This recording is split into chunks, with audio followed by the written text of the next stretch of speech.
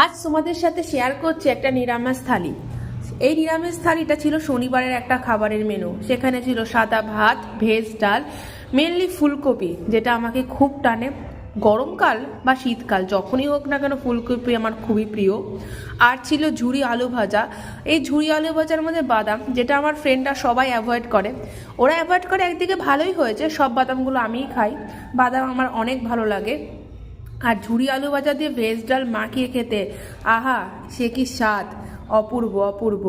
আর ছিল পটলের দোরমা।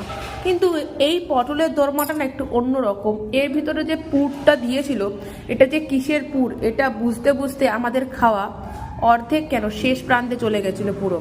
কিন্তু যাই হোক, পটলের দোরমার ঝোলটা কিন্তু বেশ ভালোই ছিল। আর পটলের দোরমার ভিতরে কি ছিল এবার তোমাদের বলে দিই। এর মধ্যে ছিল মুসুরের ডাল, আর এর যে পটলের বীজগুলো, সেই বীজগুলো দিয়ে বাটা করে